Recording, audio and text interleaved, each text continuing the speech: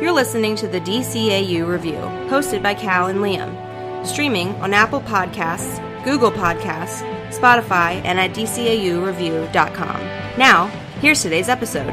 Welcome to episode 86 of the DCAU Review. I am your host, Cal, and with me, our other host, my good brother and good friend, it's Liam. Liam, we are smack dab in the middle of two different holidays, wrapping up our final edition of the DCAU Review of the decade of 2019. It's a momentous occasion today, so very excited, and we're wrapping up our month with the Justice Leaguers. Yep, this will be the final time we talk about the Justice League in 2019. Yeah, there you go. And it's an interesting episode to wrap up on, but excited to finish up this month and move on to the new year. That's right. We're very, very excited. We started out this year, and what did we start with? I don't even remember. I believe we started the year with Batman the Animated Series. All right. We did a lot of great episodes this year. We'll do some reflection and year in review, hopefully, on the Twitter account in this upcoming week. Yes. Don't forget, follow us at DCAU Review. Liam does all our tweeting over there. But for today's episode, before we end 2019 and get all nostalgic about the year, we will talk about today's episode, which is going to be, Liam, Wildcards Parts 1 and 2. Yeah, this is a really interesting episode, and we will get into the plot of the episode, we'll get into talking about all of the great stuff and interesting kind of behind-the-scenes stuff that makes this episode fun. But before we do, I, of course, have to read the IMDb synopsis. Hopefully it's better than last week's episode, which was one sentence. This is also one sentence. Okay. It's pretty succinct, okay, but it does pretty accurately encapsulate what happens. All right, we'll figure that out. All right, and this is the synopsis for Wildcards Parts 1 and 2, which were written by Stan Berkowitz and Dwayne McDuffie, and were directed by Butch Lukic and Dan Reba, and those synopses read as such. The Joker creates havoc in Las Vegas with his Royal Flush Gang. And for Part 2, the synopsis reads as such. The Joker's real plan becomes apparent when he unleashes Ace upon the Justice League. Okay. Yeah, not a lot of interesting or light shed on what exactly happens. This episode is very succinct and to the point. This episode actually originally debuted back on December the 6th, 2003, so 16 years ago. Of course, it aired on Cartoon Network, as all of these episodes did. So, Liam, as you alluded to in that so great, succinct description of this week's episode, this is an episode that features the Joker, and of course, this is the penultimate episode of the season, and really wrapping up the Justice League series as a whole here before they move towards Justice League Unlimited, of course. Yes.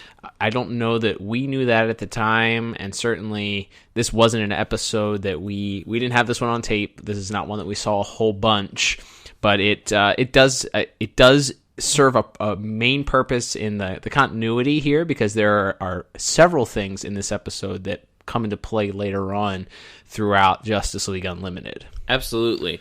So yeah, as the synopses mentioned, it is the Joker is the villain of this piece, and the episode starts with him taking over basically all of the cable news networks and announcing that he's planted a bomb somewhere in Las Vegas. So the Justice League, of course, descends on the city, at which point they're accosted by the new, or really this is technically the first, I guess, but for us it's the new Royal Flush Gang, featuring and these characters, unlike the ones we run into in Batman Beyond, have superpowers. So they are in fact a physical match for most of the Justice League.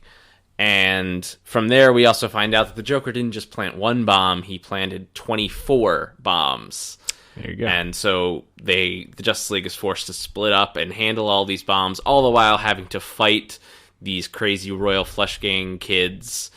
And then once the bombs are finally taken care of, as mentioned in the synopsis for Part 2, it turns out that the bombs were really just kind of a setup for the Joker's real punchline, which was using Ace's powers of mental manipulation to drive the 70-some million people watching on television insane. And it's a tale as old as time, as we like to say. Yes. A couple things before we move on and really get into the nitty gritty here in the plot. First of all, I think this is the first time in the DCAU, from my recollection, that a real city is used. So Las Vegas exists. Obviously, it's the United States of America, but typically we're used to them dealing with. I could be wrong. There may be another example, maybe in Superman, where there was a real city that was used, but typically the cities that the superheroes occupy or defend or call their home base tend to be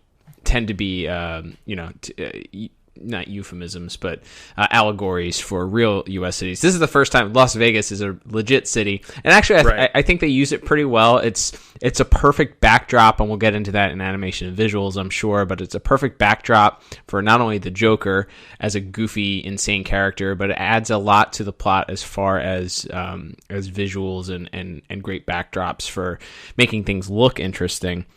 The other thing that I was going to say here is that that tale as old as time here with this Royal Flush Gang and their superpowers. It's done in a really cool way because the entire broadcast is what you're watching. So there's a clock in the bottom left-hand corner the entire time, keeping track in real time. And I think, from my recollection, there's either audio commentary or an interview that Bruce Timm did where they talked about this, wanting to do this idea of a real-time 24 style, 24 the television series style episode where people were able to keep track at home. And then they sort of married it with this episode of the Joker, with the Joker doing a countdown clock for bombs. So now, of course, there's a couple other subplots. The main subplot in this, beyond the Joker and his bombs, is Green Lantern and Hawkgirl and their romance, which we touched a little bit on last week. That they really kind of went heavy. It was their unofficial first date, which is interesting because these episodes sort of went out of order on the DVD, but on air date, this one aired before Comfort and Joy, right? But we have them really, really laying heavy and starting out that there's some interesting dialogue done at the beginning where they don't really tell you what's going on, and it sounds overtly sexual, and then it just turns out they're trying to hack into bank accounts or something like that. Yes. Which leads to later on. There's a part where Green Lantern's trying to defuse a bomb, and Shayera is there and attempts to say, they're attempting to defuse the bomb. Joker makes the bomb explode, and then John is injured. So Shayera leaves the battle altogether, much to Batman's chagrin. And then the whole episode ends with them probably having sex in the watchtower. Yeah, we cut away. Like it's tasteful, but it ends with with them kissing, and then it sort of just fades out, and we just see the watchtower, and they didn't go too overt with it. We didn't see like a train running through a tunnel or anything, but or anything like that. But yeah, that's a big deal though, obviously, because of what that sets up for Starcross, for what we know happens. Eventually these two make a baby. Yep. Who we see in Batman Beyond. So this is a big moment, and especially because it's coming so close to, in the episode order at least, to where Starcross happens. It is like one of the big seminal moments that we've talked about. They've hinted at it, going probably all the way back to, it's not an episode we've reviewed in full, but like War World, and kind of any episode where Green Lantern and Hawkgirl were paired together. Yep. They're always fighting, they're always bickering, and it's all kind of coming to a head in the midst of this. And then John is injured in the explosion. He chooses to basically use his ring to get Hawkgirl out of the building to protect her rather than try to shield himself. And that leads, as you mentioned, to her leaving the battlefield, and then we get our little epilogue to the episode of them having their first kiss and probably other things. And it's a really interesting episode, because you look at a character like the Joker, as beloved of a character as he is, as much as we love the Joker on this show, he has a lot of trouble with Batman. you know, and if you throw Robin or Nightwing or Batgirl into the mix, he's kind of like at his wit's end a lot of times when we see him. So the idea that they created a plot that works this well, where basically just the Joker, and obviously he has superpowered henchmen, right? But that the Joker came up with this plot to stop not just Batman, not just Superman, but the Flash and Green Lantern and Hawkgirl as well. It's really, really well done, and it doesn't feel like it's a stretch that he's just running them ragged by having them have to go all over the city and then using the mental powers at the end, which admittedly is sort of a Deus Ex Machina ending, where it just so happens she has this power, and this was his real plot all along. But again, it works for what it is, and obviously a lot of this stuff gets retconned later into the Cadmus arc, and even some lines about maybe that would imply that the Joker also procured the technology that he used to rewrite Tim Drake's DNA while he was on this field trip. That's more of a theory, I think, than any. But they do mention that he used technology from Cadmus to turn Tim Drake into the little Joker in Return of the Joker. So there's a lot of this. Not only has like important stuff in the Hawkgirl and GL stuff, but it's kind of important to what we know or where we know the Joker character is going for the rest of the DCAU timeline. So, like I said, I think they did a really, really good job overall. There's not a ton I can find wrong with it. I went with a very strong 9 out of 10 for my plot. Okay. I just think it's really well done. I like even some of the smaller beats, like the Flash being very like unsure of himself when he has to disarm the bomb, and finally at the end when the last bomb is about to blow up and there's no way to disarm it and there's no way to stop it, he takes the chance that he is in fact fast enough to run it out of the city and get it away and then get himself away in time, and he does succeed. And I thought that was a kind of a cool little Flash moment, it's not a big thing, but it's a moment where he chooses to be the hero in a way that he doesn't know he's going to survive. Well, and I think that's one of the interesting things about this character, and we always talk about different character development and playing on the sort of, I don't know, the stereotypes of the character. And this version of this Flash is very headstrong. He's very goofy. Yes. He doesn't typically use his brain. He usually runs before he thinks. And in this episode, it's clearly well known that the Flash is not known as the smartest of the superheroes, because the Joker makes several comments about it and is even sort of mocking him as he's trying to disable the bombs.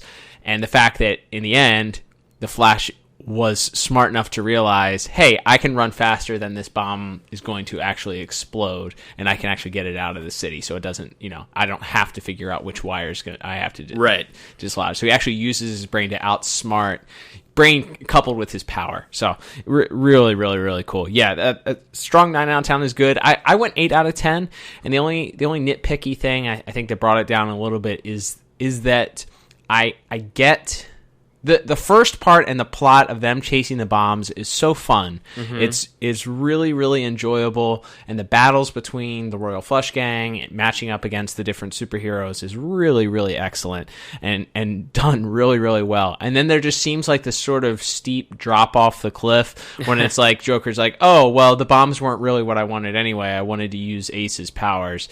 And it's okay. It's okay.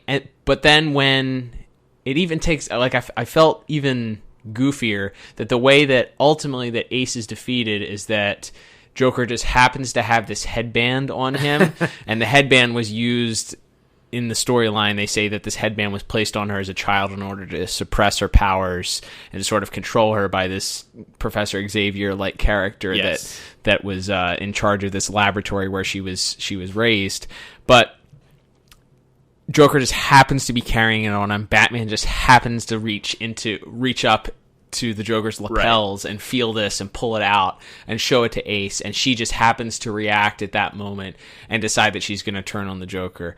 It's just like, it just felt like, I don't know, felt like a little bit of a letdown, and it felt a little bit like, I liked the Batman playing on Harley's jealousy in order to get him to lead him to the Joker, to get her to lead him to the Joker, but man, it just felt like there was just a steep drop off, and the Joker is just kicking the crap out of Batman, and it's like, man, how's he going to get out of this? And it just it's very happenstancey. Yeah, I almost think it would have been better if you waited to have Harley enter the scene until that moment where have Batman get there first somehow. Sure. And have him confront the Joker and be getting beaten down, and then you have Harley confront the Joker, and that distracts everyone. And or maybe she just attacks Ace, right? Or that, and Ace is so concentrated on trying to destroy Batman, right, that Harley's jealousy comes through, because Joker really doesn't get his comeuppance from Harley. There's physical violence that we see. Yes. The Joker smack the crap out of Harley Quinn. They cut around it so you don't actually see the hand connecting, but he straight up backhands her in this episode. She goes flying through like a partition or something on top of it and is like knocked out. So it would have been good to see some justice delivered by Harley, and I get it wasn't a Harley arc. She was a very minor player in this episode, but that I feel like that could have been done just a little bit different, which brought my score down just a tick, because the bomb sequence and everything from part 1 is tremendous, leading all the way up to the Ace reveal. I thought it was it was really, really almost perfect, I would say, and then it's just a little bit of a drop off and disappointment in how things ended up. But overall, still a strong score from both of us. Agreed.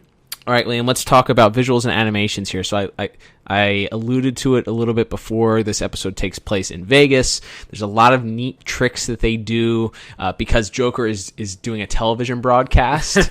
So you have, in different scenes, you see cameramen working cameras following around the Justice League, which I thought was a neat touch, that the cameras just weren't floating out there in space. You actually see people carrying TV cameras around to film the Justice League, which I thought was a nice touch. You have the clock in the corner, as I mentioned, that keeps track in time of these bombs that are going to explode. And the scenery that we talked about, and I touched on briefly, it being in Las Vegas and having these casinos and these larger than life sets that are basically design pieces straight out of a 1940s Batman or 50s Dick Sprang Batman era. Absolutely. Or even a Batman 66 episode, that these larger than life props that are actually realistic to Las Vegas. Right. So it works really well without seeming goofy in this episode. What were some of the visuals that you appreciated? Yeah, the biggest one for me is probably just the design of the Royal Flush Gang. Sure. Like we said, obviously, in actual real world chronological order, this is not the first time we've heard or seen in the DCAU review. Excuse me.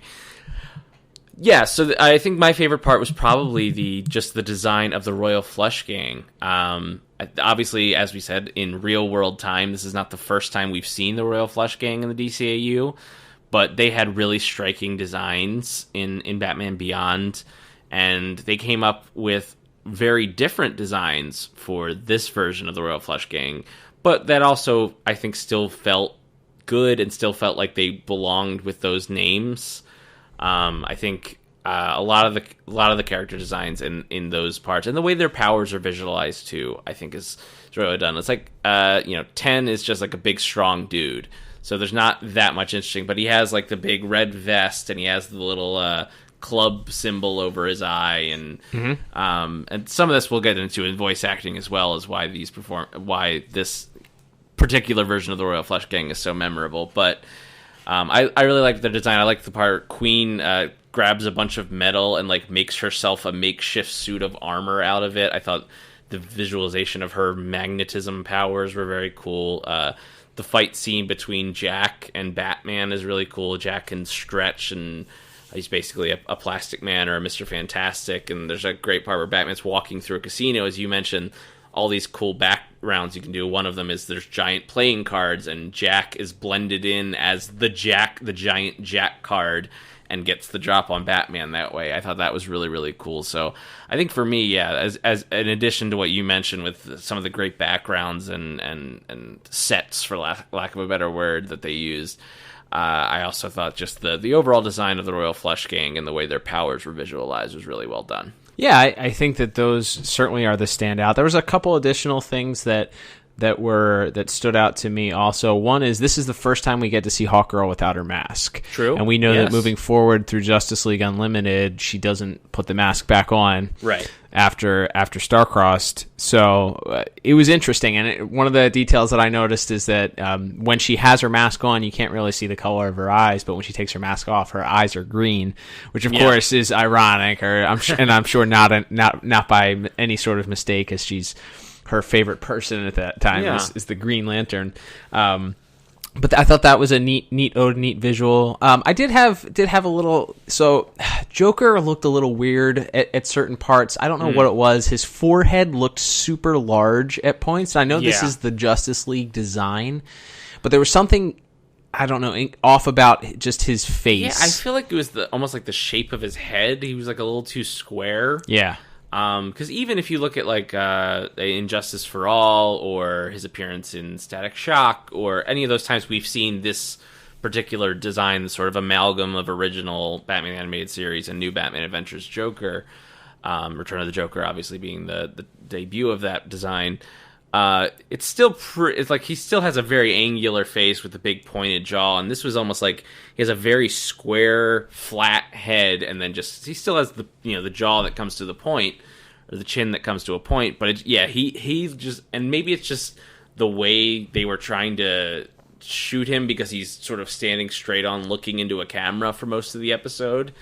Maybe that's part of it. They were just trying to do like a visual trick. But yeah, I would agree that the Joker looks a little off, even compared to some of the other appearances of this redesign that we've seen. Absolutely. There was one or two, at least one time where he looks into the camera too, that was almost a visual mirror of something from Batman. I think it's where Terry is also... he's being chased by the giant Skybeam in Return of the Joker, where he says, Papa Spank. He like waves his finger in the camera, and there's a very similarly visual scene where he does the same thing, I think, when maybe Flash is trying to... He doesn't say the same line, but it's a very similar delivery and visual to that. So I thought that was something that stood out. Very strong overall. I did like the Royal Flush Gang's powers and certainly their visuals.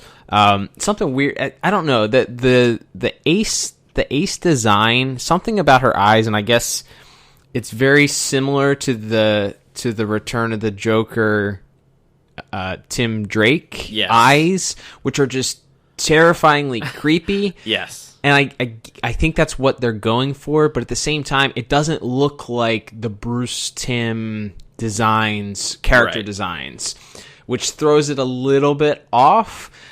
That's a nitpick. Yeah. That's what we do here. Yeah, and I'm sure that's sort of the point. She's supposed to look like, a creepy kid from a horror movie or something. Sure, yeah. But yeah, I agree. She does look a little out of place in that way. And we didn't mention this, but in plot and then somewhat visually, there's sort of implied that, like, the Joker is grooming her. Yeah, Batman alludes to it, which causes the jealousy thing, despite the fact that she's a child. Yes. So there's a lot of shots of Joker like rubbing her shoulders in a real weird way and being like real touchy with her. That's a little skeevy.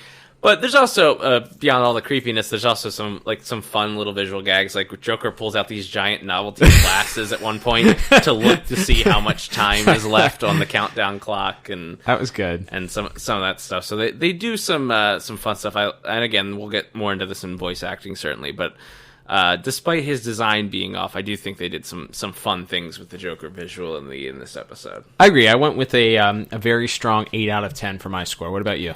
Yeah, and I'm right at the exact same score, in fact, as an 8 out of 10. There you go. All right. Moving forward, Liam, let's talk about music. There's music throughout this episode. The music that stood out the most to me that I'll mention, and then if we can definitely discuss it, and if there's anything else that you had to mention. The music that stood out to me was actually in those very ending scenes with Batman and Ace. You hear the Shirley Walker Batman theme come in a little bit. It's played in a minor key, there's a little weird very chanting slow going on. It's very slow. So as Ace turns her powers on Batman and he starts, the room starts spinning and he starts seeing these visions of things that aren't there. The theme sort of crescendos. And then once Ace turns on the Joker and sort of lobotomizes him, for lack of a better word, there's these like very subtle strings that were a callback to Batman the Animated Series. To me, it was, you hear a lot of, for Justice League, the things that you hear a lot of is clearly keyboard sounds, like sounds that are made to sound like other sounds, keyboard strings, keyboard organ, stuff like that are coming through that are not the actual legitimate instruments being played. It's sort of a faux version of that, which is okay, and that's what the style of the music is typically for this. But this sounded like authentic, real orchestral strings that came through at the end, and it was a completely original theme, but it reminded me so much of Batman the Animated Series that it was, I was like, man, this is really good. I don't know what this theme is, and I'd be curious to see if they then go ahead and use that, if that's the Ace theme. Do they use that theme later on in Epilogue? I don't know. We'll have to tune in and see. Yeah, when we get to that episode someday, but yeah, that's interesting. I like, again, we bring back, we talked about it a little bit last week, the GL Hawkgirl love theme that played, I think, originally in the Savage time, I want to say. That kind of comes back a few times throughout this episode.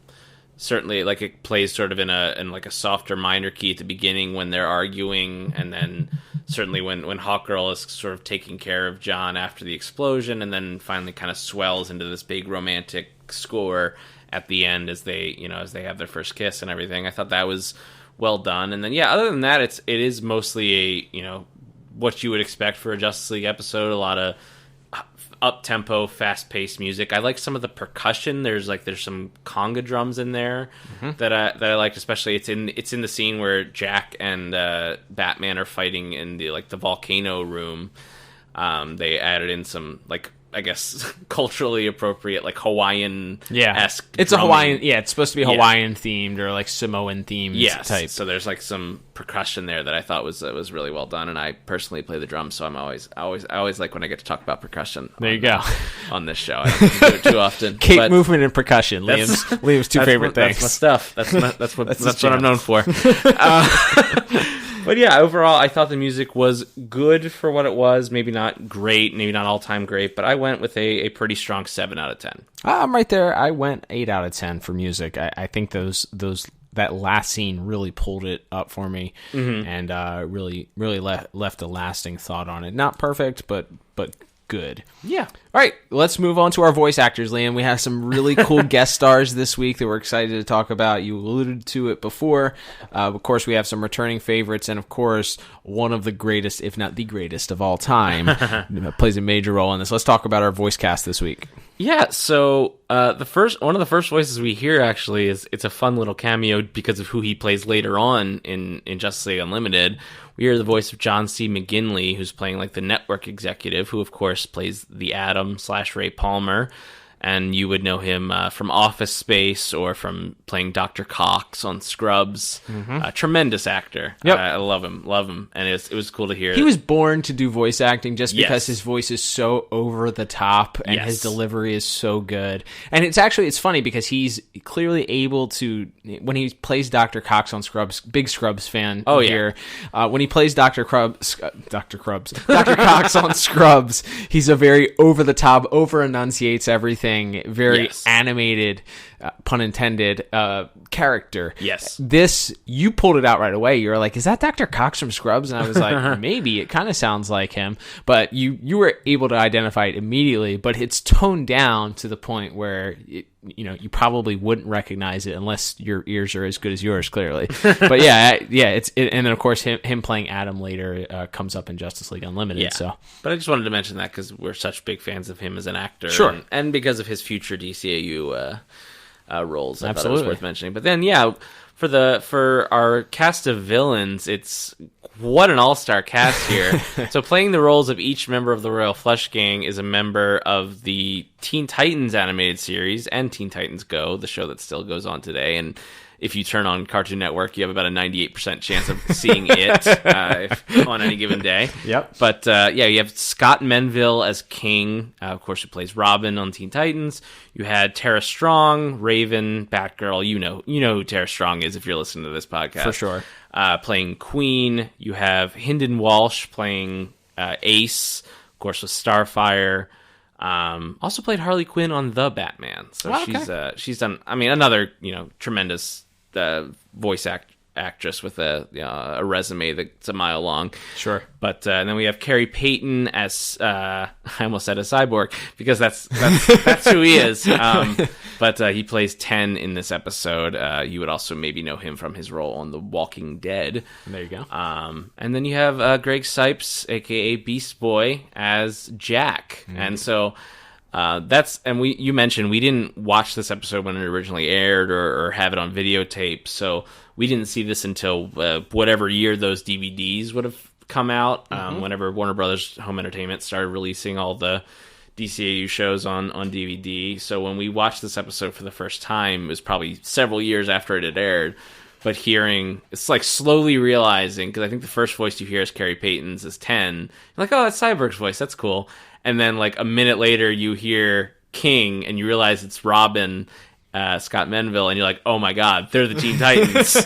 And it's like this slow reveal where each of them are introduced in this little documentary style video that the Joker has put together, explaining their backstory. And so it's really cool to have all 5 of them there and have them play these, completely different roles than the characters they play. They aren't heroes at all. They're straight up villains, and seeing them sort of play the antithesis of the characters we're used to hearing them play, I thought was really cool.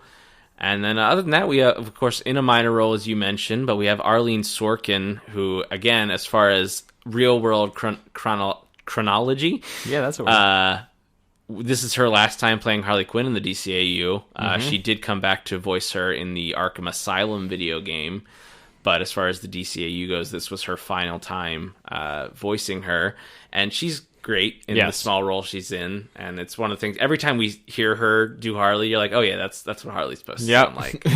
And I really like when she and Batman have the argument on the roof, and she's like, he's changed now, we've been to couples counseling. It's so good, it's so funny. That was a great line. And then, of course, as you mentioned, perhaps the GOAT. We have like 3 or 4 people that we refer to as the GOAT on this show. One of the GOATs, Mark Hamill. He's on the Mount Joker. Rushmore. Yes. If we're doing a Mount Rushmore of the DCAU voice acting, he's up there. Absolutely. And he's really good. Again, we almost get more of the Joker that we heard in Return of the Joker, where he's more overtly sinister and evil here than I feel like even in his appearance in like Injustice for All or certainly in the original Batman the Animated Series, when we talk about something like an episode we reviewed last month, like The Laughing Fish. And then you see him here in all his sinister evilness, and you remember just how terrible of a person, of a threat this guy is. And he really plays up the sinister side. We don't even really get like a classic Joker laugh in this episode. No, you're right. But he does, and I think part of that is because you really, especially by the end, when you realize he's manipulated this little girl into, attacking the entire country, you really play up that sinister, more, raspy, evil side of the Joker's voice. And them deciding to do an entire episode for 3/4 of the episode, or if not, I don't know, 95% of the episode, you have the Joker doing narration. Yes. Over what you're watching, which, quite frankly, I would watch an entire run of cartoons with the Joker just narrating every episode. He doesn't have to be the villain in the episode, just as if he's narrating what's going on. For like... yeah, I don't care. Mark Hamill as the Joker narrating things, I'm all in for that. Great. It was, I mean, and you could chalk that up in plot, but and as far as the voice acting, man, he is great. And you mentioned, it's funny, I didn't even realize it until you just mentioned it, but no classic Joker laugh or anything like that. But he's sinister. He's funny in this episode. There's a part where Batman's on the volcano and he tells the joke about things are heating up, and they're deadpanning, looking at 2 cameramen who are in return deadpanning him back, and he's like, "It's funny, laugh." It's like, he's standing next to a volcano and there's nothing, and then he's like, "Laugh," and then they start to laugh, and then they laugh for what is obviously way too long, and he's like, "Oh, cut it out, nobody likes a brown nose." It was really, really good. Yes. He brings this episode. I mean, everybody else could have sucked in this episode, and I think that I still would have probably given this score. With that said, I think that this is Maria Kanellis' best performance. We didn't even get into the full cast here, obviously the full cast of the main Justice League cast. We have Kevin Conroy's Batman, Phil LaMarr's Green Lantern, Michael Rosenbaum as the Flash, George Newbern as Superman, and as you mentioned, kind of the star of this episode as far as the main cast goes, Maria Kanellis as Hawkgirl, and she doesn't even get a majority of screen time. The majority of screen time we get, this is a Batman episode with the rest of the Justice League sort of included in it. It feels like at times, but it really. She does a great job in the beginning, and she does a great job in the middle, and she does a great job at the end when her character is featured. I think that she was able to communicate some emotion. She's not the cold warrior. You can see that which is ironic based on what we know is coming in the next episodes, where she kind of slips back into that cold warrior mode. But the fact that she flexes her acting ability here and is able to sort of inject some emotion into things and soften a little bit and show some care for John is really good. And I think Phil LaMarr is really good in turn with that. The chemistry that they have at times I feel like has not always been there. It feels sometimes like Phil LaMarr has to sort of carry her, and therefore it kind of forces him to overact a little bit. But I feel like the scene that they have, especially that final scene in the Watchtower, is really great. Yeah, and I think that speaks to, and we've talked about this a lot over the couple of years now that we've been doing the show, but the advantage of having your actors in the studio recording at the same time. And I think them being able to play off each other directly really helped in this case. And again, the whole episode is kind of building to it. It opens, as you mentioned, with them kind of having an argument about how to hack into a bank account or something, and escalates from, again, him saving her from an explosion, and then her, feeling this mix of dread and relief as he almost died without her ever telling him how she truly felt. And there's a lot of different emotions of, love and passion, but also of sorrow and regret and all of that. That's a lot to get into, which also basically all has to come from the voice acting. Obviously the visual can be part of it, but when it comes to the actual acting of the scene, you really need your voice actors to bring it, and they certainly did. And like we mentioned, I really liked Michael Rosenbaum in this episode as well. I thought, even though again that little Flash subplot of him kind of being dumb and not knowing what, kind of feeling almost out of place, like he doesn't quite feel like he belongs in the stopping the bomb plot, and then him being kind of the big hero at the end of that. I thought Michael Rosenbaum did a nice job with that. And just some of the other little lines from Mark Hamill of like, every once in a while they'll be like in the middle of a fight scene, they'll want to cut to a different fight scene, but since it's supposed to be you're watching this as it's happening on TV, they have to have the Joker do transitions. Yeah. So it's like there's one where he's like, much as I don't want to miss any of Batman's whooping, and one where he talks about how much he's enjoying watching Ten and King pummel the Flash. Yep. And I think those are really, really enjoyable as well. So yeah, really, really great job. And because of not only the great guest cast, but as you mentioned, the great performances by our main actors, I had no choice but, of course, to give this a 10 out of 10. Well, it's ironic here that the Royal Flush Gang was just missing a 10 at this point, but we are both awarding them a pair of 10s, because I am also giving voice acting a 10 out of 10. Yeah, it's this is a great showcase for everybody, and I think that it's well deserving of a perfect score, which I guess, Liam, will lead us to our final scores. Tallying everything up here, I end up with a final score, a very impressive 34 out of 40. What about you? Yeah. And I also, in fact, end up with a final score of 34 out of 40. No better way to end the year of 2019 than with an exact same score. Yes. Just a reminder, we do not share our scores with one another. Never. In fact, this is the first episode in history that I have not had my scores prepared before we started broadcasting this episode. Same. I scored on the fly. So Same. Yep, we're that in sync. But yeah, I guess that will bring us to rewatchability, Liam.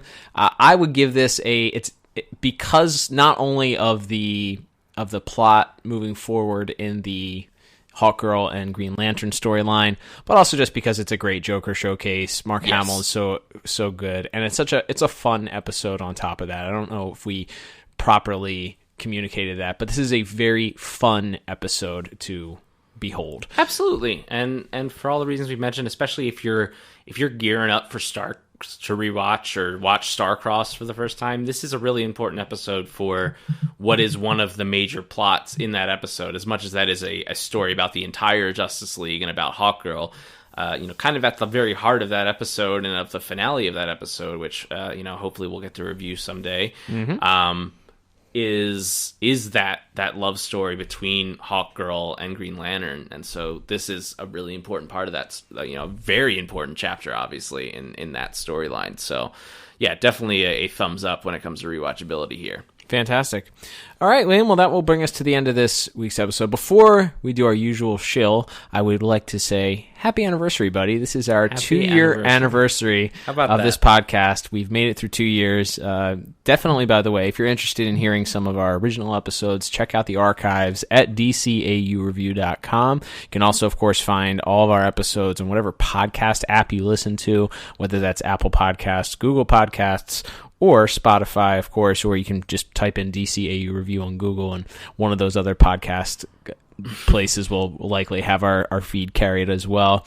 But it's been a great 2 years, and we have a lot we're excited for in 2020. We've already got some plans in place for what we're looking forward to, which is a great segue, Liam, to talk about what we're doing for the month of January. Do you want to share with our listeners what we're doing for the month of January? I absolutely do, and as is, we are kicking off a new year, in fact, a new decade. There you go. And we are kicking off that decade by returning to the future. The future, Liam? Yes, all the way to the year to the year whatever 50 years from now, whenever now is. That's right. We're going back to Batman Beyond, and we will be kicking that off with the episode Hidden Agenda, which is in fact the first appearance of Max. Okay. So that's a pretty important episode to the rest of that series. So looking forward to jumping back into the futuristic Gotham. It's been a while. Absolutely. Don't forget also to follow us on Instagram. We're at DCAU Review, where we usually post previews, maybe some highlights during the week, things that we found exciting happening in the world of DC. You never know what's going to pop up on that,